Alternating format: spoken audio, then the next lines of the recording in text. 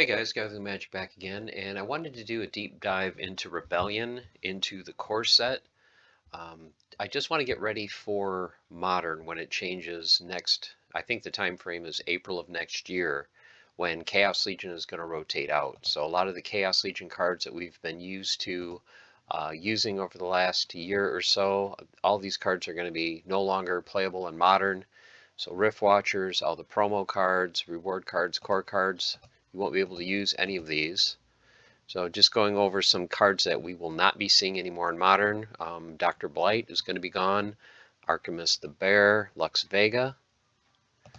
Rift Watchers, what are some key cards here that we're not going to be able to use anymore? I use Tinderlock a lot. That card is going to be gone. Summoners like Fernheart. Runemancer Flore is going to be gone. Inevitable is no longer going to be in Modern. Some other cards like Queen of Crows, Kabbalist. A lot of these are going to be gone. The main ones, too, are the reward cards. So everyone has so many of these reward cards. Let's go to Legendaries. So you're not going to be seeing Genoshanis anymore. Such a key card. Harclaw. The main ones, too, are going to be, a lot of the weapon trainers are going to be gone. So, Iziar and Avas, the ones for giving magic attack. For weapons training, these cards are going to be gone. So there's going to be a big shakeup, of course, as we all know in Modern. So what I wanted to do is just kind of go through Rebellion. Let's just go through the core set and just take a look at what cards are going to be like our new tanks or our new damage dealers, or what kind of builds are we going to have going forward. Now, keep in mind that I play at the lower leagues, so I play a lot of bronze, silver, and maybe low gold. So of course, the people that play in Diamond and Champion, you're going to be focusing more on your epic and legendary cards. I'm more focused on some of the, common and rare, some of the base cards. What are the bases that we're going to need for our deck going forward? So let's start just looking at core cards, just regular foil, and let's just go splinter by splinter and see what we have. So for fire, and let's take it off of summoners just so we can kind of look at, what monsters are we going to have going forward. So for fire, just for the base set, there's only 12 cards to choose from.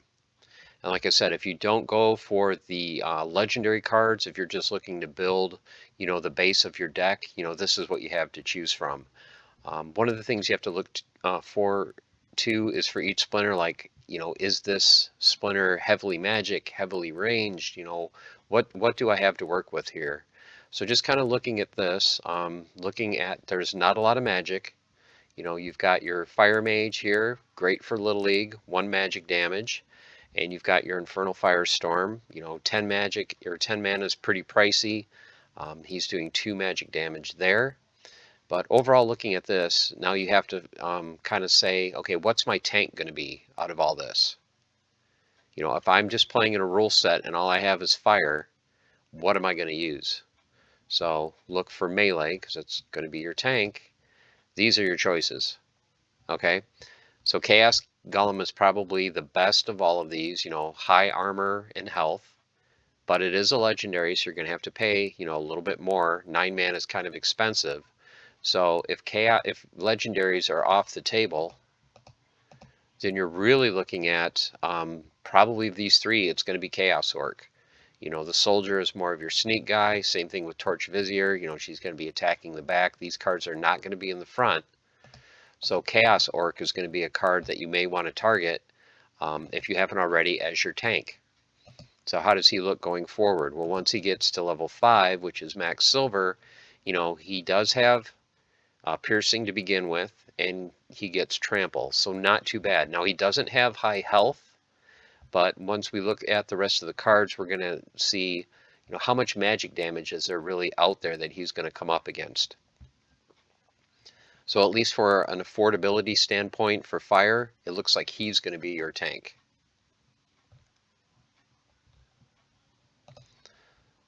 Okay, what else do we have in this set? So it looks like red still has a little bit of, opportunity sneak. It's got a couple cards there. It does have some decent amount of ranged. You've got the demon. He's doing 2 scatter shot damage. You've got Iron Hood, who is a weapons trainer. So this is another key point to look at too. what splinters are going to have the ability to do weapons training. So if you're playing fire looking for a weapons trainer, he's going to do your archery damage. He's an epic, not too bad in price, but high mana, so you're not going to be able to play him all the time. Torch, another good ranged magic or range damage, close range. So this might be another option, maybe kind of an unusual option for what you're used to as being your main tank. It's got 2 armor, decent amount of health. Actually, he's got more health than the Chaos Orc. Plus he has the ability to attack from the front, and he gives something behind it flank. So you could actually put Torch in the front and put Chaos Orc with his piercing right behind it. But just to kind of give you an overall look, this is what Fire is looking at. So not as heavily sneak, I don't think, as it used to be, but it's still there. Overall fairly balanced, but a little bit weak on magic. Now let's move to water.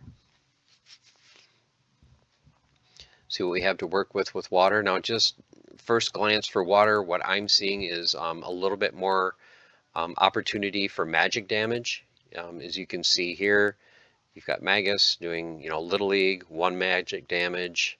The Scion doing, 1 magic damage for 5. The Soothsayer, great card. We can take a look at this. This is going to be a key card that I think a lot of people are going to focus on, the Soothsayer, for that cleanse and heal. Plus the ability with Lookout is just icing on the cake, because this card is probably going to be towards the back of your lineup. So now you're going to take less damage from Sneak, Snipe, and Opportunity. So this is a card I think is going to be high on everyone's want list, and is probably going to be a card, what is it going for now? $1.10, $1.20. Yeah, it'll probably be higher than that once these start drying up off the market. But once again, let's kind of look at the beginning and see, okay, what's your tank going to be based on these cards? Actually, you've got a couple decent choices. So you've got the Rear Guard, who is perfect for Little League, 4 mana, very weak, but for Little League and starting off with Shield, not too bad. If you want to upgrade a little bit, Sea Dog of 8, better attack. Of course, he's more pricey at 7 mana, but he does have an armor and he does have a decent amount of health. So what does the Rear Guard look like going forward? So it looks like all he gets is shield, or all he gets is 1 attack, well, 2 attack at the highest level, but for the most part only 1 attack, 1 speed, so extremely slow. He does gain more armor and health as he levels, no more abilities. So basically just a little meat shield. Whoops. Let's go back to the market. Sea Dog of 8. So he gets heal at max silver at level 4. So I think this is going to be a key card. If you're looking to build your tank for water, Sea Dog of 8 is probably going to be the card that you're going to choose. Decent attack, 3 attack, slow. He at least has a point of armor, decent health, and he will heal himself. Pirate of 8 is an interesting card with reach and blast, but very low health. So he does gain a couple more points of health. So once you get him to level 4 max silver, Little League card, 2 attack from the second position with blast, and 4 health is decent. This is going to be another good card as well. And of course, Captain Feldblade is just awesome with that sneak and double attack. So far it looks like Waters has got a better choice of tanks than Earth. So what else does Water have? Well, let's see. It's got a couple of good ranged right off the bat, 2 damage for each of these. Ambush, and then you've got Snipe and Dodge. So Water looks pretty balanced. They've got a decent amount of magic, not high magic damage, but any magic damage is good. Couple decent tanks, couple of ranged. Moving on to Earth. Now Earth is what I would always just kind of assume was magic based on Chaos Legion and healing. So it's like, is that still the case? Well, it has healing, but it's with an epic. So you're not going to be able to buy the cheap common healer from Earth anymore, from Chaos Legion. So going forward, your healer is going to be this guy, and he costs a little bit over $2 per BCX, and he gets Lookout at level 2. But overall, like I said, let's start and let's look at melee. So melee, Lysaurus, I guess is how you pronounce it. Thorns. So this reminds me of the new Cursed Wendigo. It's a little bit more pricey at 7 instead of 6. 2 damage, decent amount of health. Does have armor, which is nice, and thorns. I think that card is great. Endless Ape, another one. Doesn't do a ton of damage, but very high health, and that scavenge really does pay off. So if you can put a healer behind either of these two guys, they do very well. So Earth looks like it has a couple of pretty strong low level or common and rare tanks that you get to choose from. Your weapons trainer is melee. Did we have weapons training for water? Yes, but it is legendary, so that's another thing to keep in mind. So for fire, if you want weapons training, it's legendary. Water, if you want weapons training, another legendary. And then earth is epic. So earth is a little bit more accessible than the other splinters that we've looked at so far. As far as magic goes, not heavy in magic for once, at least with the commons and the rares.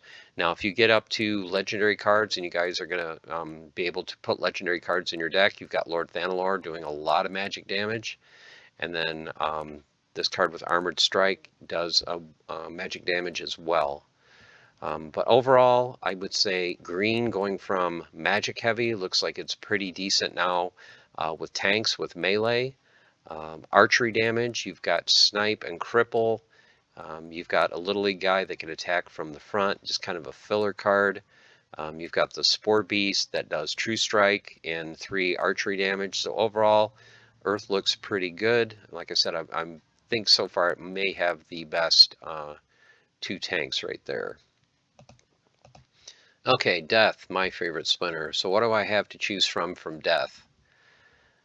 Okay, so who's my tank going to be now that Cursed Wendigo is going to be gone? So looking at melee, the Haunt's just a sneak guy. The Wraith is going to be the reach monster from the 2nd position, and Chaos Jailer is your opportunity monster. So that leaves from the core set, my only real choice of a tank is Executioner Kron. Good attack, 3 attack right off the bat, 3 armor, but only 5 health. So I would say Death is pretty weak as far as melee is concerned. As far as sneak and snipe and opportunity and all that good stuff, sneak, love this card, the Haunt. I use this one a lot. The Jailer, I don't know if I really have, I don't think I have the Jailer.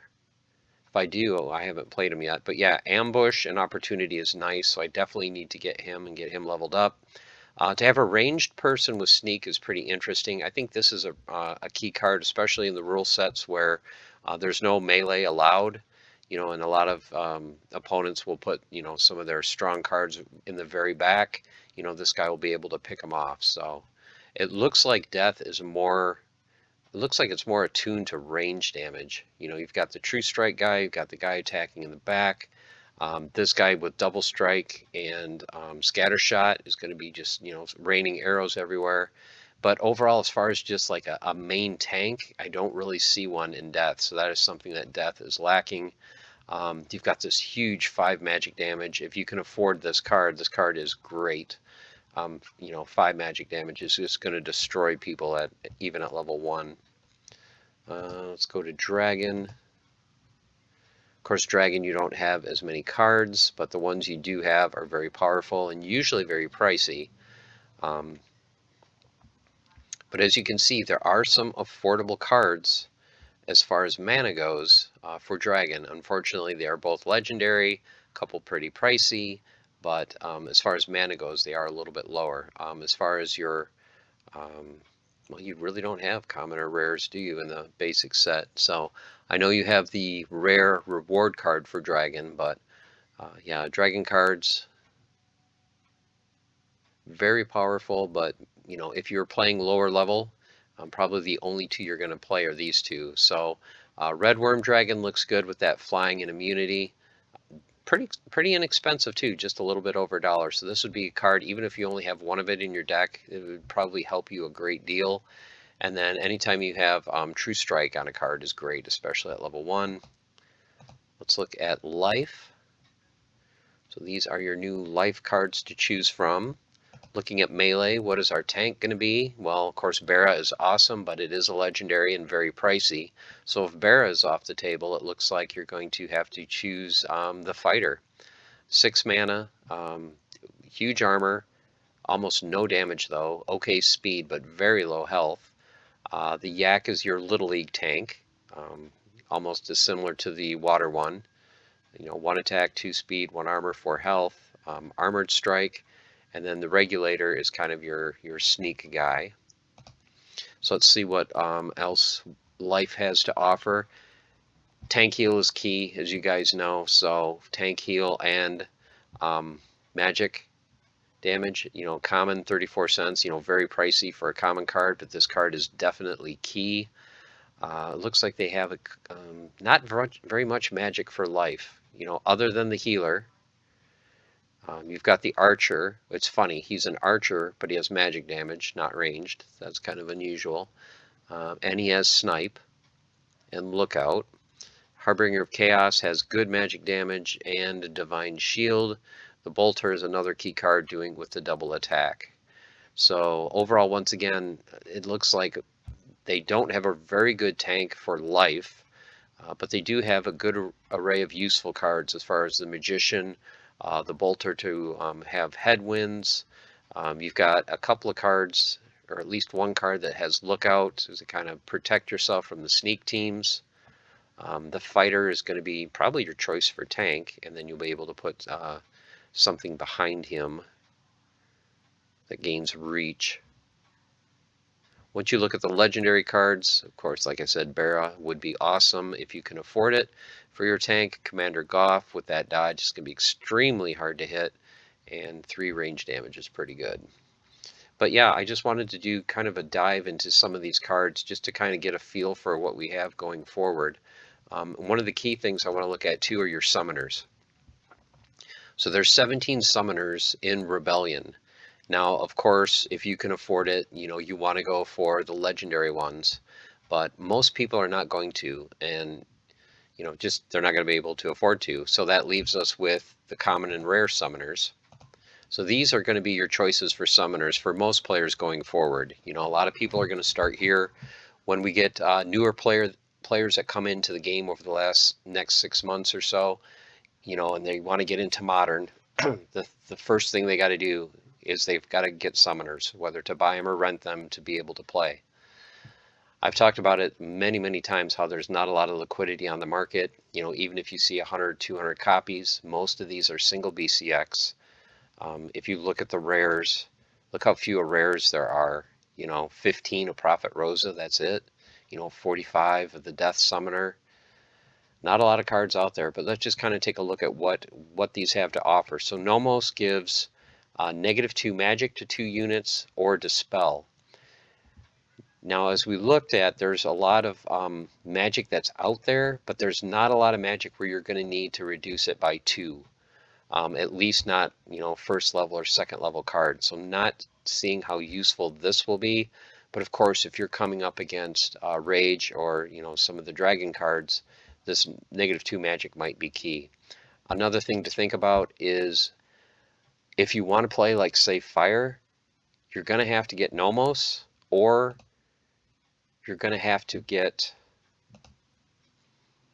one of the other 2 common summoners that allow you to play in Fire. If you don't have the money to spend for Lorcus, you don't have the money to spend for Drath, then you're going to have to say, okay, well, I'm not too excited about either of these 2 abilities, but I want to be able to play my Fire team.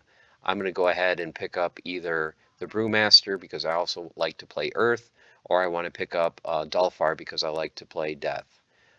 Another thing I want to mention to you guys too is for the common summoners, don't think you have to get all 5 of these if you are, starting out in Modern. You only need to get any combination of 3 of these, and you're going to have all 5 splinters covered. You'll at least be able to play no matter what the rule sets are as far as what splinters you're allowed to play for that match. So is it nice to have all 5 to, be able to play, both of these, at the same time? Absolutely. But if you're on a limited budget or just starting out, the first thing to do is just get 3 of these to the level that you want. If you're going to play, let's just say, for example, I want to build a max silver deck. I'm going to need 60 of these guys, and then that's going to allow me to play um, level 5 commons, 4 rares, 3 epics, and 2 legendaries. So that's one of the things that I've targeted for my alt accounts, because my 2 alt accounts are going to play in Modern. So at least for me, the most affordable option is to pick up these. And what I have done is I have picked up single gold foils for my $10 account. I think I have 4 out of the 5. That's going to allow me to play max bronze. If I can come up with a little bit more funds, I would like to get a second copy, because if I can get 2 of these, now I'm kind of in that low silver area where I'm not max, but at least I can play a little bit higher level cards. I can play that level 3 rare, which sometimes level 3 rares have an added ability. The level 2 legendary would be nice, but for my alt accounts, I usually don't have hardly any legendaries. But if that is a big deal for you to be able to play a level 2 legendary and you're not quite max silver, that could make the difference in some of your matches. But yeah, I just wanted to point that out. So those are your common summoners, your rare summoners. Okay, Underboss Fabino. At least for me, I mean, yeah, Avena is nice and the most pricey. I think this one might be the best one, simply because it looks like Earth is really leaning towards melee. If we go again, and let's look at Earth again, and let's look just at units and summoners. Okay, so this is your Earth team. So what is Underboss Fabino really going to buff for melee? He's going to buff that Endless Ape to 4 or Lyceros to 4. So that would be a build that I would be looking at as far as he's concerned. What else do we have? Prophet Rosa, +2 ranged. Okay, so what does water have for ranged?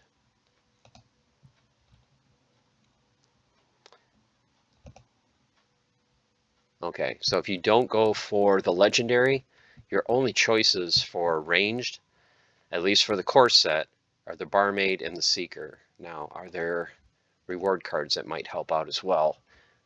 Well, you might be able to make a good little range deck, because the trader I know at level 3 gets, level 4 gets headwinds, so that's going to help. And then Razorhound gives strengthen, so that might be an option as well. If you want to go for Prophet Rosa, it's going to buff a couple of your cards. What other summoners do we have? Let's go back to the rares. Rekla, -2 health. Okay, so he's not targeting a specific attack type, he's just targeting health. So overall, this is going to be useful no matter what rule set you play in. And then Reflection Shield doesn't take damage from blast, return fire, thorns. Okay, there's not a lot out there with thorns. There's not very much with blast.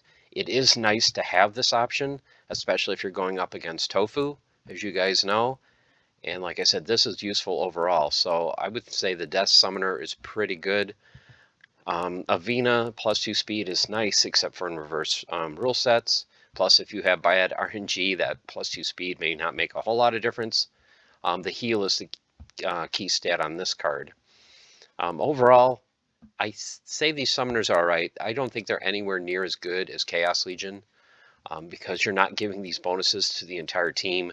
You just kind of get the choice of picking what you want to give these to, and depending on the rule set, it may or may not be that great.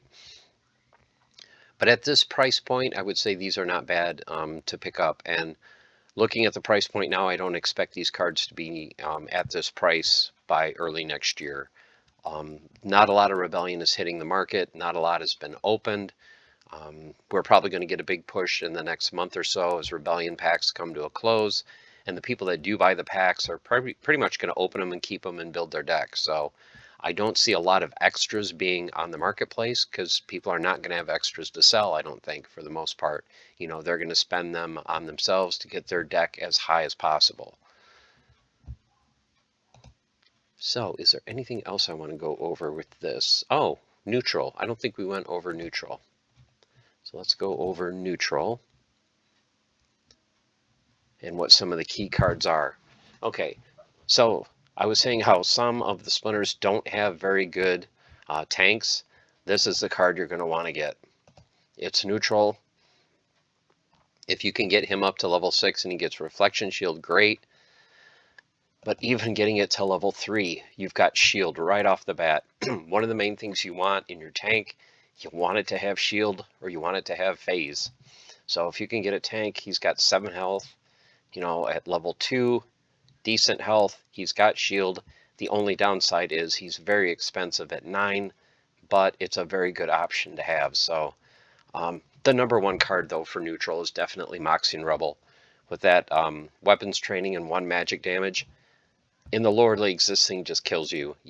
They'll put cards on either side of it that don't have an attack. They'll use Obsidian, so now she's doing 2 damage and just wreck your team. So you won't have Obsidian to worry about going forward, but Moxian Rebel is just such a key card. So out of these cards, I would say you definitely want Moxian Rebel.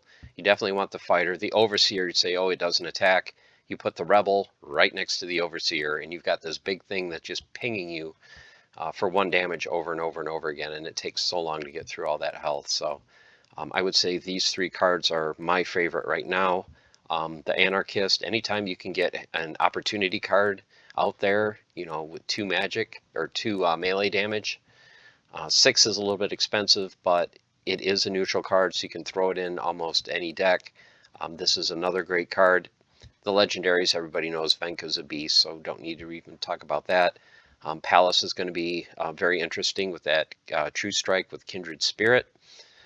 Just an overall great card, with the flying, with the reach, with 3 melee damage. So don't overlook those cards for your deck for Rebellion going forward. Okay, is that it? Is there anything else need to talk about or wanted to talk about? Well, let's talk about promos for a second. So this isn't part of the base set, but some of these promo cards could really, really help. Why is it not showing everything? Let's take it off neutral. Mana Warden. I think Mana Warden is going to be a card too that if you don't have it, you're going to want it. So let's look at Fire and Life. Let's look at Fire, let's look at Life, and let's look at Melee. So who's your tank going to be? Let's even throw in the common and reward cards. So if you're playing Fire, like I mentioned earlier, and you think, well, Chaos Orc might be my tank. Another option could be the Megalodon, because it does have, the 3 attack. But look at this. He's got flank. So the unit in the second position gains reach. So great combination would be Megalodon and just put the Mana Warden right behind him. So Mana Warden will give him shield, make him a little bit more resilient, and then Mana Warden's going to be able to attack as well. So that is a great card to get if you guys don't have it already. You want to get it to level 4 so you can get that impede. But just overall, like I said, I've got to do a lot more research and just kind of figure out what I want to build, what I want to do with Rebellion, but it's going to be very interesting once Chaos Legion rotates out to see how many of these cards are left on the market and what the price is going to do over the next 5-6 months as we get closer and closer to Chaos Legion rotating out. So hope you guys enjoyed the video. Let me know in the comments, have you started working on your Rebellion deck, leveling it up? How many Rebellion cards do you have? Are you to the point in your deck right now where you're basically playing Chaos cards and reward cards and you don't have Rebellion, or you just have 1 BCX? So what are the key cards that you are looking to target for Rebellion as we move closer to the new Modern? So let me know in the comments. Hope you guys enjoyed, and as always, stay the course, keep on forging, have fun, take care.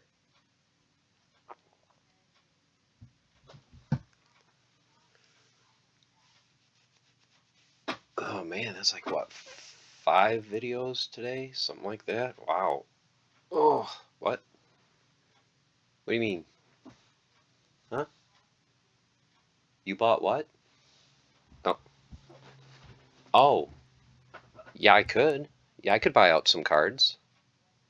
Yeah, I know I just talked about it, but it's going to take a while for me to post this. So, I'll be able to buy some stuff, and then, when they go to the market, they'll say, "Oh, where'd those cards go?" Yeah, should I buy?